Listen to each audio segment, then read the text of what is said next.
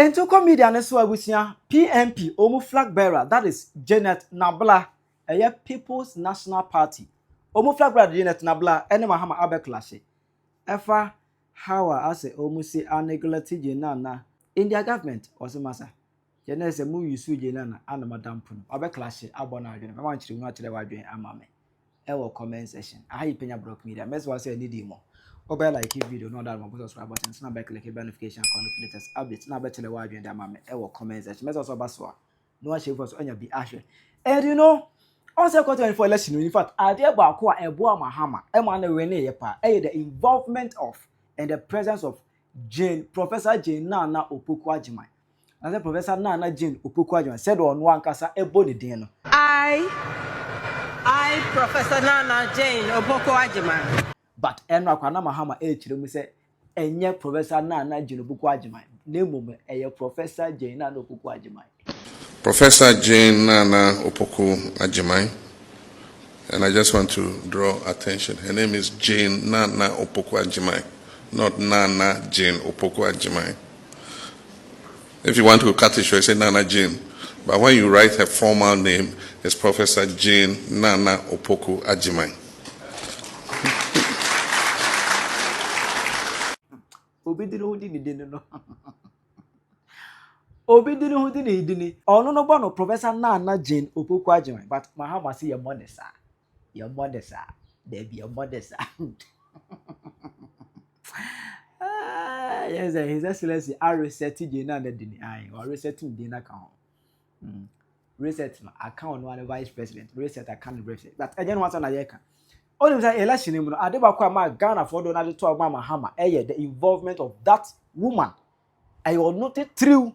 And I Ghana for Donald her so edit to about Emma, my goes over Baba said or by Obenya Badaye, any idea it a mado donano, to Omaba, Pafu, Belfu Pa, Edward Mahama, because of that particular woman, Jane Naana Opoku-Agyeman, or no ain't. But it is so interesting to see, say, as I remember, one can be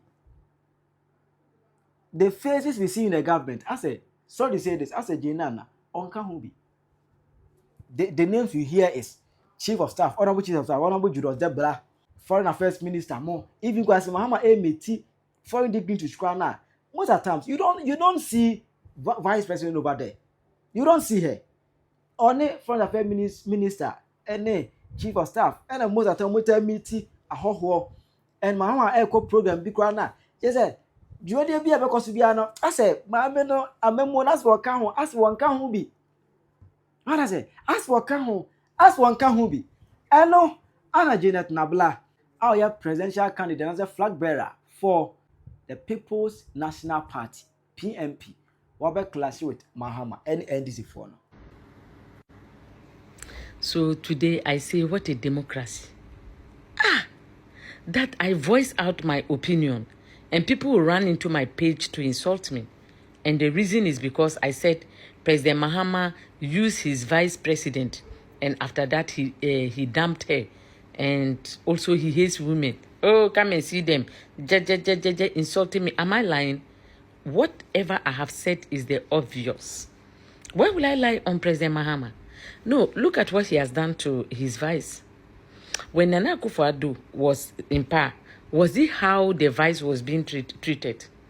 That he does whatever he likes.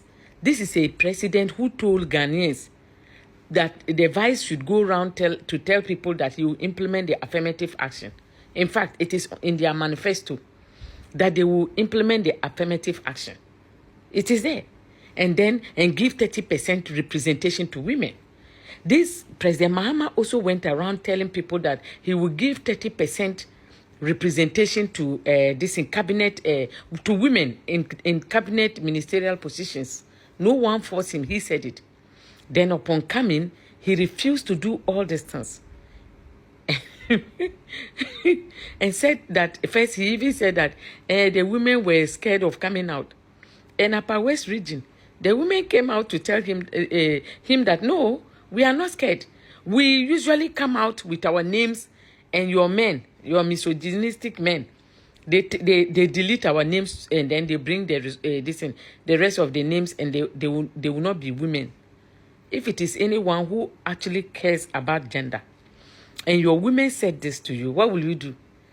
Won't you tell them that I'm going to do this? Every region, this 30% of your MMDC's people should be women. You do that. That's why we voted you. We didn't vote you to go and stay at the Jubilee House and be collecting salary and be getting free things and will not help in taking care of the vulnerable. No, that's not why we voted you. But what did you do? You supported those men and picking men. Even Ansansa Deli, when you removed her, that she had a fake certificate, there are a lot of women in your party who are doctors. Their certificates are not fake. But instead of you to replace the hair with a woman, you replaced her with a man. Just to show how misogynistic you are. The only women now in your party that are supporting you are the women who have gotten positions from you. As for them, they will come out and talk what they want. But those people who have followed you and had opportunity that you refuse to give them, I don't think those women will support you as we speak now. And then what did you do to your vice? You made your vice irrelevant. That's what you did. You made her irrelevant because this is a woman who went around telling people that I'm a woman. When I go, I will open the door for the rest of you to come in. When we talk about the affirmative action, we will implement it and give even more than 30%. Today, even you are not able to give 30%. Now, the number of ministers, number of cabinet ministers, how many percent? Then we talk about deputy ministers themselves. How many? Deputy ministers, 14%. Ministers, 16%. And then cabinet ministers, 10%. Was it even up to 10%? Why? President Mahama, why? Even when Nana Akufo-Addo was president and there was no affirmative action, he picked 26% deputy ministers. 26%. And you came and you could pick only 14%. You want to tell me, you don't know that that is an insult to the NDC women? You are telling us that the NDC women are not educated. The NDC women, they don't listen. That's what you are saying. Meanwhile, I know a lot of educated women in NDC. When they were running around radio stations, speaking for you, that one day, you were not talking about they not being qualified. What I'm saying is that they are qualified. They have the qualification. In fact, some of them are holding master's degrees, doctorate degrees. You refuse to pick them. You refuse to pick them. And you wanted to tell Ghanaians that the women are scared. They don't want to apply. And the women came out and disgraced you. You ran back. So today, if I tell people that you are someone who hates women, look at the way you did to the Chief Justice. Immediately you came in. I don't even know. If I were to be you, I would have been feeling shy, fighting a woman. Because Northern region, those things, because if you're a man, you're going to fight your colleague man. But you are here fighting a woman, a Chief Justice. And look at what you are doing. You who is not picking a woman. They gave a woman a chance. A lot of women were looking up to this woman for inspiration. What did you do? You came in and kicked the woman out and brought your colleague man to come and sit. So when we talk, someone will get up and say that, look at what she's saying. She doesn't know. Of course, I don't know what I'm saying. It is President Mahama and yourself who knows what you are doing. Yeah. Doing things against women. Look, the truth be told, what President Mahama has done, history, posterity is there for him. I'm telling you. This will never be forgotten because we will always refer him back to a manifesto that was coined in lies to deceive Ghanaians to vote for the NDC. You think we are dissing? You think you are the only people who know how to do propaganda and lie? We are not going to lie. We will tell the truth. We will tell the truth, and the Ghanaian voter will make up their mind whether you still have a chance to you even have opportunity to be able to come and tell Ghanaians to vote for you for 2028. If I were to have power in the Electoral Commission, I will ban you for lies. Because I know that in the Constitution, there's a clause that says that political parties that lie to come to power should be banned so that they will no longer contest again. And that is what I would have done to you. You guys, you are lucky that I am not the Electoral Commissioner.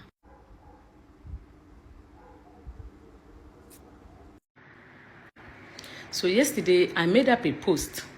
And in the post, I stated that President Mahama hate women. I mean the women of Ghana. That is the reason why he rejected them and did not give them appointment, especially his own party women. And also, he doesn't respect the vice president. Then people and some NDC members came to my post, and all what they did was to say that the reason why President Mahama did not appoint women is because women are corrupt. They cited Gifty Owari Cecilia Dapa as the reason why President Mahama did not give the NDC women positions. Please, this one, let me say hi to the men, the mighty men of Velo, those people who support women, those people who are women supporters. You are not the reason why I'm making this video. This video, I am making it for the misogynistic men, people who don't respect women, and people who think that God created women for them to trample upon. They are the reason why I'm making this video. So please permit me, my dear men who are supporters of women, God will continue to bless you, because you will never support a woman and will not get the blessing of God. So permit me to say this. So those of you who said that, for instance, let's go to Nsawam prison and check the number of armed robbers, thieves, petty thieves who are there. The result is 99.9% of the men in Nsawam, of people in Nsawam prison that are involved in theft, corruption, armed robbery are men. You see the 1%. The 0.1% of women are people who just supported. They were not the mastermind. They just supported. Have you seen? The true armed robbers, thieves, corruption people, corrupt people, they are in Sawam, 99.9%. They are men. So if this is your analogy that the president should not pick people who are corrupt, then let's say that why is he picking men? Why is he even the president himself? Because when you look at the corruption case, it is men that are over the rooftop, and women, they are nowhere, right? But let's come down to Gifty Owari and Cecilia Dapa. What did she do? I mean, Cecilia Dapa, what did she do? No, why is he in this matter? Why? I have money in my room, so what? Where in the Constitution of Ghana has it stated that people are not supposed to have money in their rooms? The only thing you can say is that maybe if she's having the money and it is linked to armed robbery case, it is linked to someone coming to say that the money is mine, then you can come here and tell us that, look at this woman, she stole money and blah, blah. But you cannot link her money to any theft case. So she's not a corrupt person. Then Gifty Owari. You are talking to me about Gifty Owari. Your Attorney General, a.k.a. Nolly Prosecutor, he came out and told us that Gifty Owari said she's ready to spill. That she's ready to spill. Do you know what she's going to spill? It will boil down to your gender, men. Because she's not a mastermind. Women are not masterminds. It is some people, a particular gender that are mastermind. And that gender comes from you, men. So let her spill. When she spills, you will see the one who was the mastermind under the National Service Secretariat. Then you are talking about, I'm even going to give you an example about Betty Mold Idris in your own party. Betty Mold went to court and lost the case. Came back. The president called the finance minister and said, don't pay. The finance minister refused and went ahead and paid. Betty Mold was suspended. Have you heard this before? This is what they do to women. They look at us as the vulnerable in society, and then they deal with women with impudence. And that was what they did to Betty Mold Idris. Betty Mold goes, the finance minister stays. Where have you heard this before? Then we have a so-called 419 civil society organizations that claim that they are supporting women. They are in this country, fighting for presidents, fighting for political parties. Political parties will rise up against women. Governments will rise up against women. And these so-called civil society organizations will fight for the government against women. Then they will go to the international community and use their pens to pen down lies and collect money that their agenda, this thing. There are some particular NGOs that when they invite me for a program, I will not go. I will not go. And if I know those who are sponsoring them, I will write to them to stop the sponsorship because they don't deserve it.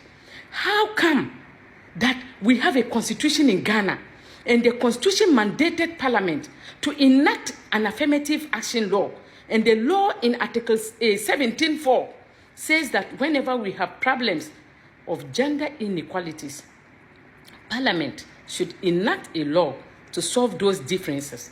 And Parliament has enacted the affirmative action law. And President Mahama refused to implement it. And we have civil society organizations in this country, NGOs, keeping quiet and working like paupers. What are you doing? What is your use to the Ghanaian woman? They are even there helping the government.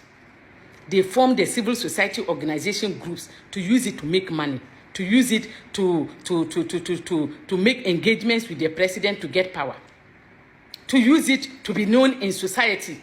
They did not form it to help the vulnerable. They only form it to use it to make money for themselves and to make names for themselves. Then you come to journalists. The journalists are supposed to put the president on his toes. Permit me to say that some of the media houses, they did what they could. But when a government is doing this, don't give him publicity. Do not give him publicity. There should be a righteous indignation against the government for the bad things that he's doing. President Mahama, as we speak today, is bigger than the Constitution of Ghana. He just refused to implement the affirmative action law, and nothing is happening to him. So why are we still giving him this publicity? Why? Why are we still giving him this publicity? He refused to appoint 30% of his own NDC women. And he claimed that they are... I don't even know what to say. Why? And now your party members are calling them corrupt. If we were going to use the corruption index to mark the men in NDC, or we will look for an eliminator of corruption index, won't it eliminate you all?